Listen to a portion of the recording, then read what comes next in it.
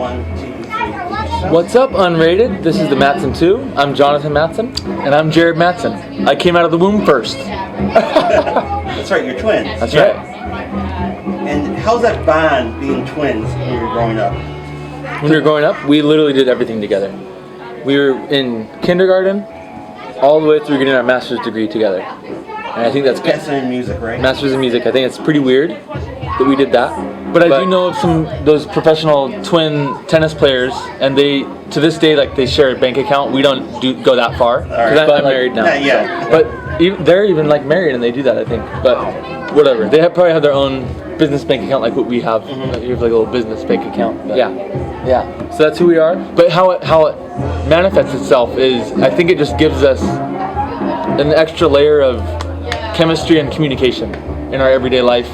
And so in that everyday life, that also translates to what we do as musicians, because that's such a big part of our life. So yeah, Jared plays guitar, I play drums. So why you pick guitar and drums as your instruments? I mean, so many other instruments out there. Well, you know, Daniel, we picked guitar and drums because we actually both started on guitar, and I just couldn't get into it. I couldn't get into guitar. I practiced and practiced. What's the farthest you got? Name a song. I'm getting there. But I didn't quite get there. I only learned Nothing Else Matters, just the opening intro, which is just open strings. Right. And then he does a little bit of finger picking on that third fret, the bottom string. Maybe, yeah. So I never actually learned it. So that's all I learned. And then my teacher, bless his heart, he tried to work with me, but he had a drum kit in that room. And then I went to our older brother's house, Micah, and he had a drum kit there in his house. And I started playing it, and my bro, Micah, he saw some potential there, and he knew that I was struggling on guitar, so he said, you should try to take up drums. So that's how that kind of started. That's how we chose our instruments. I think the guitar is an easy thing to start and get into, because it's like the people's instrument. Everyone wants to be a rock star. But it's also so durable, and it's like, it's cheaper. It's cheaper than buying a piano. It's cheaper than buying a keyboard. Right. So like, I think just out of the sheer like effectiveness of it, like our parents got acoustic guitars, in the house. Mm-hmm. I mean, it doesn't sound that bad when you're practicing it like it would the drum kit or a violin. It's like, it's an American. True. It's a staple American instrument, the guitar. Yeah. That's right. Speaking of guitars and mates, you ever tried any of the Japanese imitation guitars? I haven't tried the imitation Japanese guitars, but I do own, my favorite guitar in the world is my Telstar double neck. Mm-hmm. So that's made in Japan. It was made in the 60s. 67, 68 or 69, one of those. And what's funny about that brand, I heard it from this guitar luthier in San Diego, La Mesa, near, like, kind of a little bit farther than where we're from, but he said that Telstar eventually switched to making phone parts in the 80s. Like, in the 70s, because they were done with guitar. Like, it wasn't making them any business. They weren't that good. Like, their pickups were not good at all. So I got mine gutted and put Seymour Duncans in, and it sounds really good now, and I love it. It's my favorite instrument. But they got on the guitar craze before Japanese guitar makers really knew what they were doing. Well, Ibanez was out there too about the same time period. Oh, really? I don't know much about Ibanez. They got sued by Gibson and Fender for making an imitation guitar was too good. I like Grecos as well. Grecos are incredible. Grecos are good. Yeah. Good on Ibanez for battling out and still being afloat. Absolutely. Yeah. Well, they changed their style guitar. Yeah. They got new endorsements. Like I think Carlos Santana was one of the first new endorsements in the 80s. They got them from there. Yeah. Right. George Benson plays an Ibanez. Right. Yeah. Beautiful. Great. What's your favorite guitar player? My favorite guitar player is probably Pat Metheny. Pat Metheny, a close second is actually Grant Green from St. Louis, and third is Gabor Szabo. Oh, I never heard that one. Really? Yeah. Gabor, can I tell you guys a little bit about Gabor Szabo? Yes, okay, so Gabor Szabo. I mean, it is a music magazine. That's right. Gabor Szabo is a Hungarian, and he fled to LA during the Budapest Revolution. His family did. So he spent most of his life in LA, I believe. I could be totally wrong. This is drunk history here. No, just kidding. But he played super unique Hungarian/Eastern folk influenced guitar, but his favorite guitar players were Wes Montgomery and Joe Pass and all these jazz guys.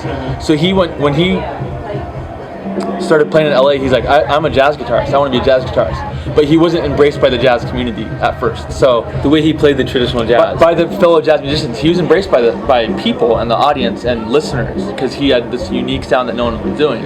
And so basically the way the story goes, the jazz guys are hard to please. I'm sorry to say. They're hard to please. That's right. So Chico Hamilton, the great LA drummer, band leader, basically the Art Blakey of the West, incredible, one of my favorite artists. He's my favorite drummer. He somehow was able to join Chico Hamilton's band, and after the first gig at a club in LA, the bass player was vibing Gabor, like basically like, you're not welcome here, like you don't even play jazz, like what are you doing? He's very modal, very just pentatonic and Eastern, like he wasn't jazz, he didn't know all the licks, he didn't know all the cliches. So they kicked him out of the band, and then the next night there was a line around the block getting into the club. Everyone was waiting to see Chico Hamilton. Turns out they were there because they wanted to hear Gabor's album. Oh. And there's like, where's the guitar player? The guitar player was gone the second night, because back in the day, they would do like a month-long residency play every night. And so that second night, they're like, where's Gabor? We're here for Gabor. Like even the audience was like kind of going crazy. And then the next night, they're like, okay, Gabor, you got the gig. You're back in. People really want to hear you. So he was in it to win it for that one. And he was in the band for like many albums. I wouldn't know, but it sounds like your first favorite guitarist.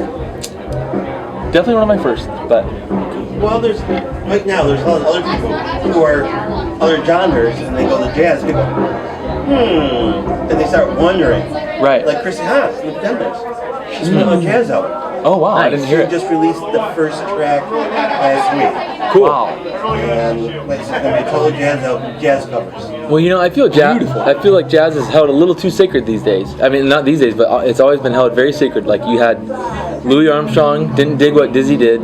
Dizzy Gillespie didn't dig what Ornette Coleman did. It's like it's just this cyclical thing that keeps happening. Hierarchy. And it's a hierarchy-based music.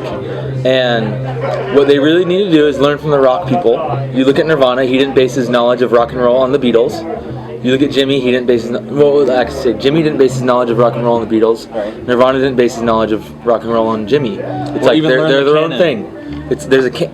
I feel it's a museum piece that doesn't need to be preserved because the legends have already made their statement and it's already been appreciated. And I feel like you don't need to hold the torch that dear. I feel like you need to expand it. And expand it to a point where it gets embraced by other entities. A perfect example of that is Coltrane and Miles Davis. And Ornette Coleman. Well, They didn't want to, as Miles would say, he didn't want to put his music in a box. Didn't he call it social music? And so Frank Zappa called it social music too, or something like that. And to me, that's what it's about. It's about embracement, embracing everything, and just embracing styles. I feel that modern bands that do that, modern jazz bands that are like doing their own thing with it and not making a museum piece are bad but not good. Brian Blade does amazing stuff. He's one of my favorites. And Kamasi and Thundercat. Like there's who I would call modern jazz today. Absolutely. Because to me, what they're doing, they're viewing jazz as a style, not as this pedigree of like lineage and like upholding. They're actually looking at it as a lifestyle. Absolutely. Right. And it's like, this is a lifestyle, it's here. Yes. It's on top. You can't go there. Yes. Because you are in that lifestyle. But what they're doing is it's a lifestyle that's embracing of a lot of different vibes. It's not closed off to the world like a lot of people try to take traditional musics, So. What did you guys listen to when you were growing up? Growing up, Aladdin soundtrack. The first ever record we listened to outside of the Aladdin soundtrack was when in 6th grade we were turned on to the Smiths' Strange Ways Here We Come. That was our first tape we ever owned. And then we got into Melancholy and Infinite Sadness, Smashing Pumpkins. It was a cassette, yeah. Nice. And then we got into the Story of the Clash album, which is like a best of compilation, right. two tapes. We got tapes at the time. We'd go to Blockbuster Music and get tapes, buy tapes. And then Our first jazz music we got turned on to was John Coltrane, Giant Steps, which I named my daughter after the song Naima, my 2-year-old daughter. Yeah. So Giant Steps was our first intro to jazz music. And from there it was Miles Davis, Kinda Blue, and Wes Montgomery, Full House. And Bill Evans, a very obscure Bill Evans live album from Europe after Scott LaFaro passed. He had a trio with Chuck Israels and Eddie Gomez on bass. He had two different trios. And it's a live in Europe concert called Time to Remember. And it's drummers amazing. Marty around Larry Bunker. Yeah. So those are our earliest musical explorations we were exposed to. The band I've been listening to lately, though, a ton, has been Unknown Mortal Orchestra. And Where they're from? they're from New Zealand. And they're living in Portland now, or the core of the members are. And it's amazing when you hear what a band's influence is. Because I never thought of Jimi Hendrix when I heard them. But the second that Ruben said that Jimi Hendrix is one of his favorite guitarists and biggest inspirations, I can hear it now in the music. Like it gets. He does some jazz stuff. Absolutely, yeah. So they're incredible. I've been listening to them a ton. His recent instrumental track really harkens. The Hanoi record, Unknown Mortal Orchestra. It sounds like taken out of Unheard Bitches Brew sessions. Yeah, or like tribute to Jack Johnson sections. Yeah, it's amazing. Yeah, he's got a great bullfrog tone. Yeah. I'm anxious about some bands that are from San Diego, since you guys are from San Diego. Oh, nice. Ooh, I hope I know them. I'm not going to current bands. I'm going to classic bands you probably grew up with or have known. Okay, cool. Here we go. Eddie Vedder. Oh, yeah. Eddie Vedder, yep. He went to the high school, which is right near our house, San Diego. Okay. Yep, San Diego High School. Are there any tributes to him there, or any plaques or anything? You might as well not even know that he ever went to that high school. They don't really recognize anything. I mean, the locals kind of know, but no, not really. I mean, you go to Bakersfield, you know the Corn's from there. Right. But Tom Waits. Yeah, absolutely. When he was singing the Broadway, when he singing about Broadway, every time you hear him singing about Broadway Street, that's Broadway in San Diego, which I lived on. I lived on 22nd Broadway. Yeah. Blink 182. Oh yeah, love them. Beautiful. Aliens in your closet. Aliens in my room, I think. But excellent band. Stone Temple Pilots. I did not know that. I figured it out later when I looked up. I was getting kind of nerdy and looked up San Diego bands, but yes, Stone Temple Pilots. Absolutely, yeah. Like I am now. Yeah. Rat. Never heard of them. I don't know Rat. Oh, they're the 80s hair metal. Right. Yeah. Wow, they're from San Diego? Crazy. They probably lived in OB or something, huh? I don't know where they live. They're from San Diego. Switchfoot. I know Switchfoot. Yes, Switchfoot. Yes. Delta Spirit. I've heard of them. They're like an Americana band. Nice. Oh, interesting. 2 female leads. I hope you got Hot Snakes on there. No, I didn't. About Beef Farmers. Beet Farmers. I don't know them either. Howdy. I can't. Good. I know the music, but I'm not gonna sing it. No worries. Yeah.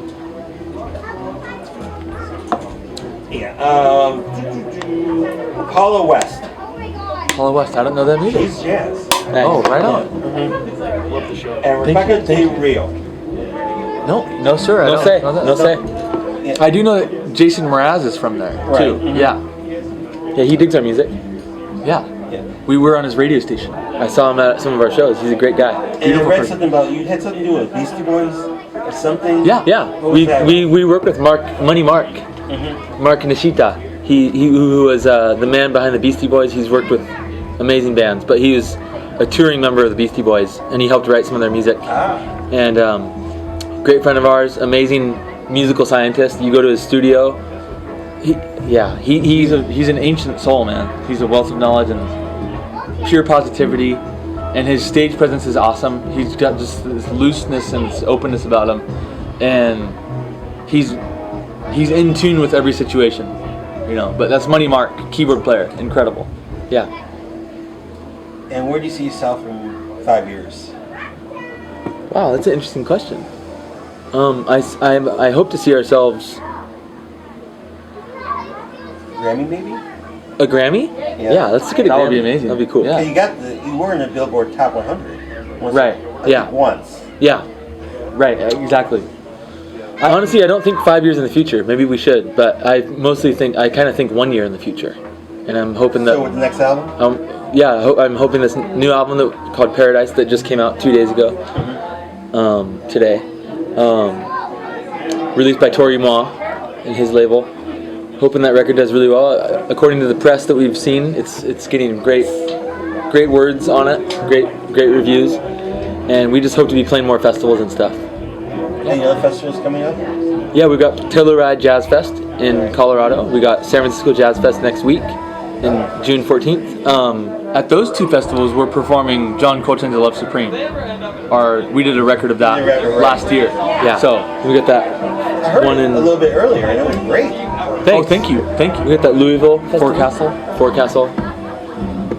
We got a bunch of stuff coming up, but In 5 years, just keep making music, and we want to play as much as possible. Some people in the music world, they get stressed out and high anxiety from playing shows, but we love it, and we just want to do more shows, Keep tapping into all the different territories around the world. Sounds great. Yeah. Well, anything closing for your fans? We got another record that is already almost finished, even though this one's already done and released 2 days ago. But it's called Party Jazz, and so Party Jazz is embracing that whole idea of not respecting jazz, but not putting it on this completely sacred pedestal, That we were talking about and, earlier, yeah. and having it be more like this inclusive genre that embraces all people. And jazz does embrace all people, but there is a learning curve with it, and so this is eliminating that learning curve. yeah. Well, Thank you, guys. Danny. Thanks, Unrated. Pleasure. Yeah. Thank you very much. Nice.